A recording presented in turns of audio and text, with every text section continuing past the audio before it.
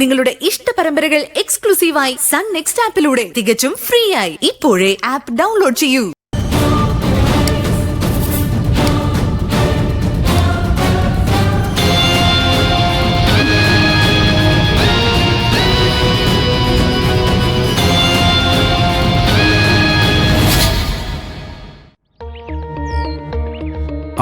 ശരി ഗോപാലൻകുട്ടി സാറേ, അങ്ങനെ ചെയ്യാം. വൈകിയോണ്ട് കുഴപ്പമൊന്നുമില്ലല്ലോ അല്ലേ സാറേ? അല്ല, നമ്മളിനി അങ്ങോട്ട് ചെന്ന് തലയിട്ട് കൊടുക്കുന്ന പോലെ ആവുമോ? കാലം വല്ലാത്തതല്ലേ, അതാ എൻ്റെ പേടി. ശരി സാറേ, ഞാൻ വന്നോളാം. എന്താ പോലീസ് സ്റ്റേഷനിൽ നിന്നേ ഗോപാലൻകുട്ടി സാറാ. നമ്മുടെ കള്ളൻ ബ്രഹ്മശ്രീയും ഭാര്യയും പോലീസ് പിടിച്ചത് പത്രത്തിൽ കൂടെ നാട്ടുകാർ മൊത്തം അറിഞ്ഞല്ലോ. പിന്നെ നമ്മുടെ സ്വർണം ആധാരം കൊണ്ടുപോയതും നാട്ടിൽ മൊത്തം പാട്ടാണല്ലോ. അതിനൊന്നും ഇല്ലെന്നേ. പാർവതി, നീ ഉണ്ടേച്ച് കിടന്ന് ഉറങ്ങാൻ. മനോഹര, പോലീസുകാരൻ വിളിച്ചിട്ട് എന്നതാ പറഞ്ഞേ? നീ അത് പറ. ആധാരം നഷ്ടപ്പെട്ടത് കാണിച്ച് എത്രയും പെട്ടെന്നൊരു കേസ് ഫയൽ ചെയ്യണമെന്നാ സാറ് പറയുന്നത്. പിന്നെ സ്വർണത്തിന്റെ കാര്യം പറയണ്ട. അത് റോൾഡ് ഗോൾഡ് ആയതുകൊണ്ട് കേസിന്റെ ബലത്തെ അത് ബാധിക്കും. കോടതിയിലെ ഒരു പേപ്പർ മൂവ് ചെയ്യണമെന്ന്. അല്ല, കോടതിയിൽ മൂവ് ചെയ്തിട്ട് കാര്യം വല്ലതും ഉണ്ടോ? അവിടെ പിടിച്ചു വെച്ചിരിക്കുന്നത് തൊണ്ടി മുതലല്ലേ? പ്രയോജനം ഉണ്ടോ നോക്കാം. തൊണ്ടി മുതലേ ഉടയന് തന്നെ തിരിച്ചു കിട്ടണ്ടേ? മറ്റു തൊണ്ടി മുതലിന്റെ കാര്യത്തിൽ ഉണ്ടാവുന്ന ഒരു കാലതാമസം ആധാരത്തിന്റെ കാര്യത്തിൽ വരത്തില്ല അച്ഛാ. ആധാരത്തിന്റെ കാര്യം കോടതിക്ക് വെരിഫൈ ചെയ്യാൻ എളുപ്പമല്ലേ. എത്രയോ കാലം മുൻപ് മുത്തശ്ശിയുടെ പേരിൽ എഴുതി കിട്ടിയതാ. അതുകൊണ്ട് തന്നെ മുത്തശ്ശിയുടെ പ്രായം പരിഗണിക്കും. എനിക്കങ്ങനെ വലിയ പ്രായമൊന്നും ആയിട്ടില്ല. ശരി, എന്നാ പിന്നെ മുത്തശ്ശിയുടെ ചെറുപ്പം പരിഗണിച്ച് കോടതിയുടെ വിവേചന അധികാരം ഉപയോഗിച്ച് ആധാരം വിട്ടുതരാവുന്നതാണ്. ആ വഴിക്ക് നീങ്ങുന്ന തന്നെയാ അച്ഛൻ നല്ലത്. അതെ, അതൊക്കെ ആലോചിച്ചിട്ട് മതി എന്നാ എന്റെ ഒരു അഭിപ്രായം. നമ്മൾ ഇങ്ങനെ ഒരു ടെൻഷൻ നിൽക്കുമ്പോ അതിന്റെ പുറത്ത് വേറൊന്നും കൂടി വേണോ? അല്ല, കോടതിയിൽ പോകുന്നു, കേസ് ഫയൽ ചെയ്യുന്നൊക്കെ കേട്ടപ്പോ ശരത്തിന് ഒരു വെപ്രാളം പോലെ. വെപ്രാളോ? എനിക്കെന്ത് വെപ്രാളം? അല്ല, ഇത്രയും ടെൻഷനോടെ നിൽക്കുന്ന അച്ഛൻ ഇനിയും കോടതി കയറി ഇറങ്ങാൻ കൂടി പോണമല്ലോ എന്നോർത്ത് പറഞ്ഞതാ.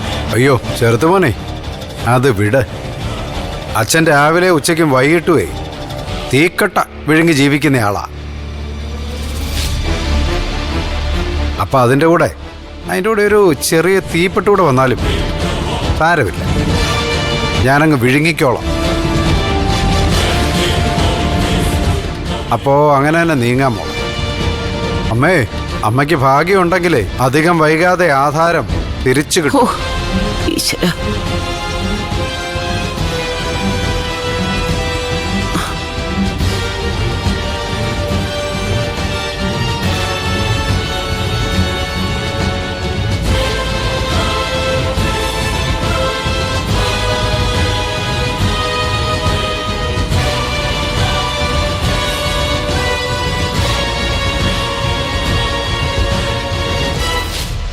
അമ്മേ, ഞങ്ങൾ വന്നോളാം.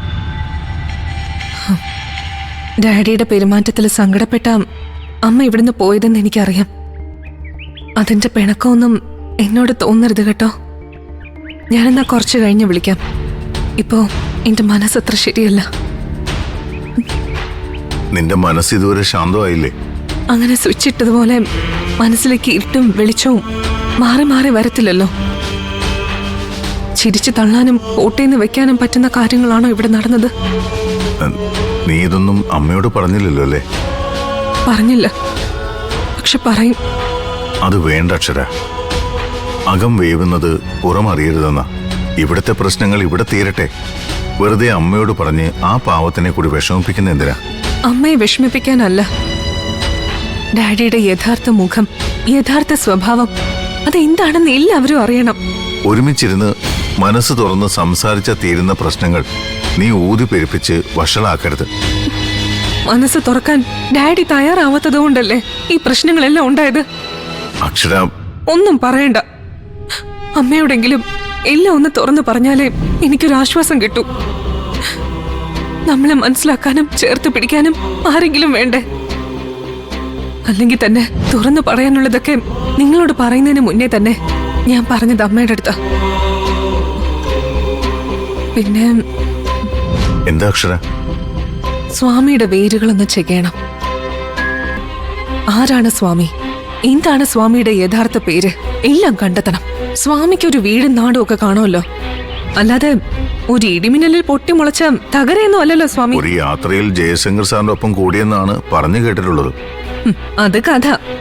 സത്യമാണ് നമുക്കറിയേണ്ടത്. അപ്പച്ചി പറഞ്ഞതുപോലെ രഹസ്യങ്ങളുടെയും നിഗൂഢതയുടെയും ഒരു കൂടാരമാ സ്വാമി. അതെന്താണെന്ന് കണ്ടുപിടിച്ചില്ലെങ്കിൽ നമ്മളെ അപ്പാടെ അയാൾ വിഴുങ്ങും. സ്വാമി ഒറ്റയ്ക്കല്ല, അയാളുടെ പിന്നിൽ മറ്റാരോ ഉണ്ടെന്ന് എനിക്ക് തോന്നുന്നുണ്ട്. നീ പറഞ്ഞത് പൂർണ്ണമായും ഞാൻ തള്ളിക്കളയുന്നില്ല. കാരണം സ്വാമിയുടെ പെരുമാറ്റത്തിലെ മാറ്റം, ഈ വീട്ടിൽ സ്വാമി ഉപയോഗിക്കുന്ന അധികാരവും അടവുകളും, ഇതൊന്നും ഞാൻ ശ്രദ്ധിച്ചിട്ടില്ലെന്നാണോ നീ കരുതിയത്?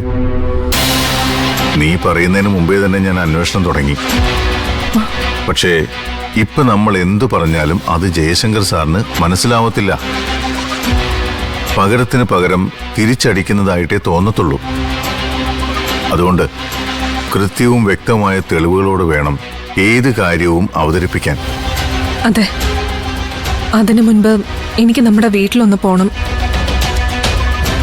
അമ്മയെ ഒന്ന് കണ്ട് സംസാരിച്ചാൽ മാത്രമേ എന്റെ മനസ്സൊന്ന് തണുക്കൂ. പ്ലീസ്, നിങ്ങൾ എതിരൊന്നും പറയരുത്.